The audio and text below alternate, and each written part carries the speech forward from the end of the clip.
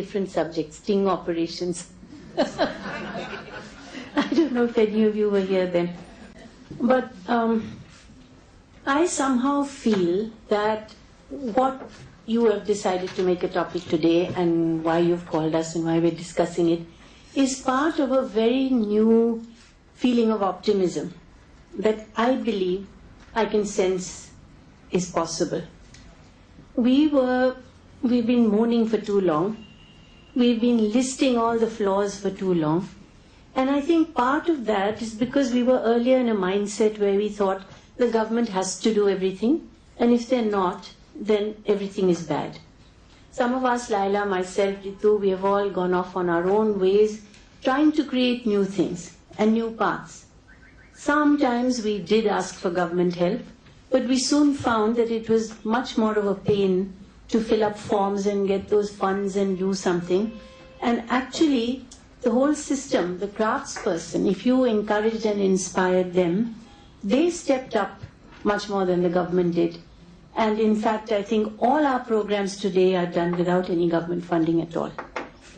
And we get the kind of sales figures that I keep telling government officials, worried that they might decide to tax the whole thing, but in the last 3 bazaars, I'm sure Laila will also have her figures, just 3 bazaars in over a period of 3 or 4 months, the total turnover of sales by small producers was 10 crore.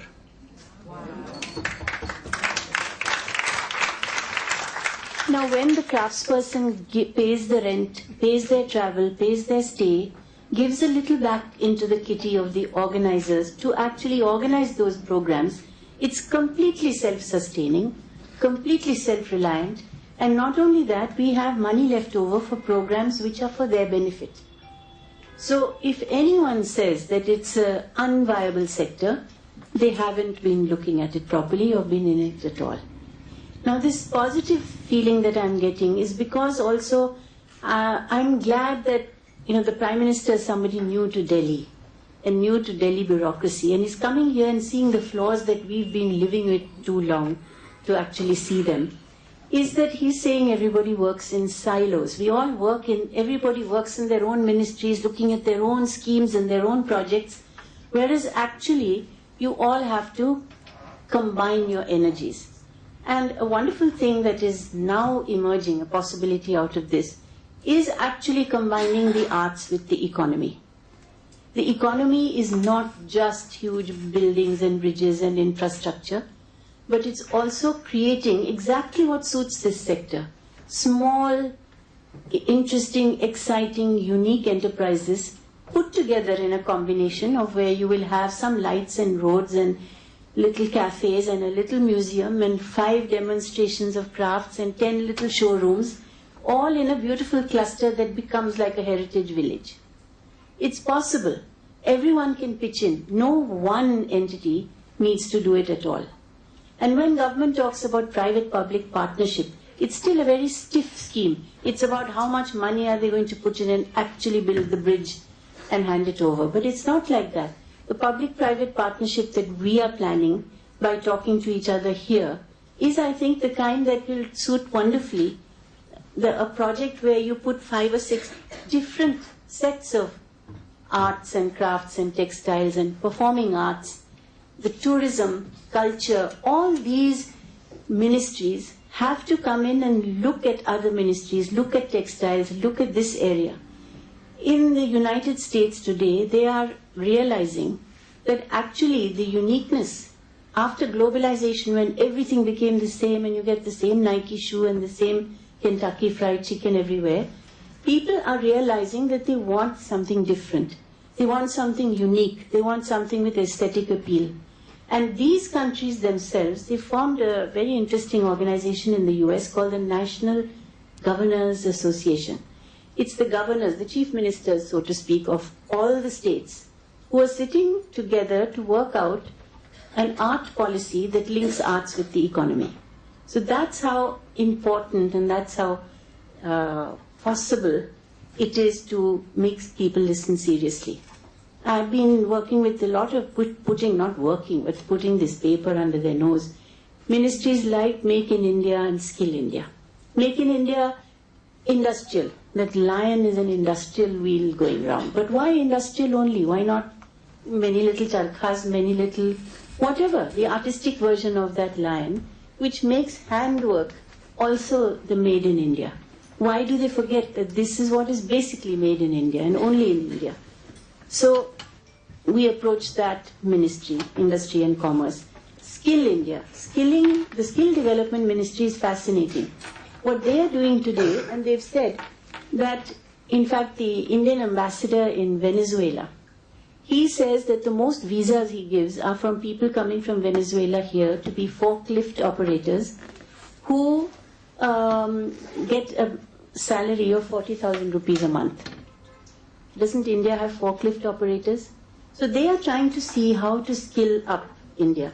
In that, the high priority is handicraft, handloom, textiles and the arts. It's wonderful to see that. And they've got these packages now. The National, National Occupational Standards, NOS, and they've got something called QP, qualification packs. Even a Mali, his skills are assessed. So somebody whom we left in the hot sun, whom we didn't bother about, you never knew their name, everybody was either Mali or Dhobi, you never found out their name. Today they will come with an assessed certified skill. And if this can happen in crafts, they are saying that they have about 125 of these national occupation standards mapped out for crafts, for craft textile. And quality packs, they have 24 of them. So these are ways they will see what does that person know, how much is the schooling, what is the level of skill, what needs to be upgraded, what after that can that person do. So finally, after talking disorganized, unorganized, decentralized, all these words that are made to make our sector sound miserable, there is now the hope of giving them a sort of status and honor, so that when you're a Karigar, you're somebody special. When you're a Mali, you're somebody special. And I think this is an atmosphere and an attitude that we have to push, because, with apologies to Wajahat, the bureaucrats are the last to learn. They think they know everything. But when these big things happen around them, they get stuck in their groove and they can't move. And it's very difficult to make them think new. And the extraordinary bureaucrats who are doing that are in all these Skill India, Make India kind of ministries, and not in our Ministry of Textiles, which is actually in completely different time warp. They're still talking about cooperative societies. They hate NGOs. They think everything has to be subsidized. I mean, they are really living in a different world. If anyone needs a push from all of you, it's that ministry. You'll agree? Yeah. But now take culture and tourism, of course, is obvious. Railways. There are 8,000 railway stations in this country. 2,000 are big enough, and even if you have half of them, and they give you one attractive kiosk per railway station to sell stuff, not pretty sarees, not lovely bed covers, but things that you need on a journey. Little towel, little towelette, little theli, couple of bed sheets, maybe a lungi. And these things actually, I believe, should be made by these cluster programs. Cluster programs should not start making high-end goods, because high-end goods with low-skilled people, it doesn't work. And you just go on trying to get Ritu associated and some other name associated. The poor things get frustrated and nothing happens. They finally, these cluster programs, when they actually come to show something, they show stuff which they've bought in Chandni Chowk and say, ye kaam hua, is cluster programs say. The cluster programs have swallowed so much money, bogus fellows doing it, that today they don't want anyone to do it. So cluster programs for low skill, why not have simple things? Those are the things that are actually being eaten away by a Chinese market, by polyester, by power loom. Sari, still a beautiful sari, won't... Another minute, okay. I'll talk faster. Defense is another area which I thought of and I'm working on in Uttarakhand. Again, I'm telling you these ideas because maybe you can factor somebody into this. Is that there are very many women there weaving beautiful scarves. woolen scarves, local sheep, local goats. Now those scarves, why can't the Defense Ministry buy those sort of mufflers for the Jawans who are actually in the hilly areas there? So like the old days when, the women sold their gold for the 1962 war, there was a beautiful sentiment. Why can't the women who are sitting home weaving while their husbands are in the Jawans standing in the cold, at least, the Defense Ministry buy those scarves instead of factory-made things and give it to those men? There's a rishta and a pyar that comes with it. So why not push for things like that? We have to work out how many can produce, what will be the cost, how will be the supply. But if you want everything to be huge and non-standardized, then that's quite opposite from where the world is going, into unique and aesthetic and non-standardized. So what I'm saying is that this is the time to make all those things possible. The other thing is this government funding and schemes is very difficult. You look it up on the website, most of the time the website doesn't open. If it opens, it's so complicated that you don't want to deal with it. Can we create, like CSR, everybody, Laila, we all try to see, is there anybody we can catch for CSR? It's very difficult. They want to do education, they want to do school, they now want to do toilets. What will they do for this culture and arts sector?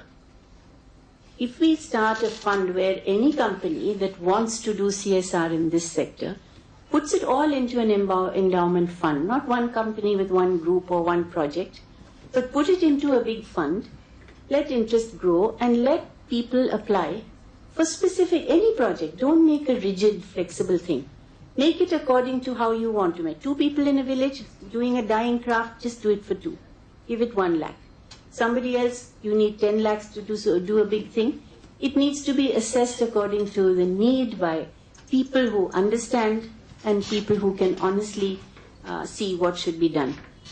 So I would say that if you really work to help this sector, it generates tax revenue, it creates development in that particular area, and we could really start adopting villages like national heritage villages. Craftspeople today are very ambitious. They want to start little museums. They want to start little cafes. They have their own little showrooms, not just in Kutch, which everybody knows and loves, but in Sikkim, the tea gardens. The women who pluck tea also can have little cafes, bamboo-made cafes, serve tea, and sell tea in packets packed in bamboo. Little things, little projects like this special to every place. It becomes tourism, it becomes earning, it becomes enterprise. So there are a million ideas that can be done, small or big, and anyone who I think wants to factor in of any size, one size doesn't fit all, we can make every size for everything. I think there's a lot of potential to work together, and I hope we inspire each other. Thank you.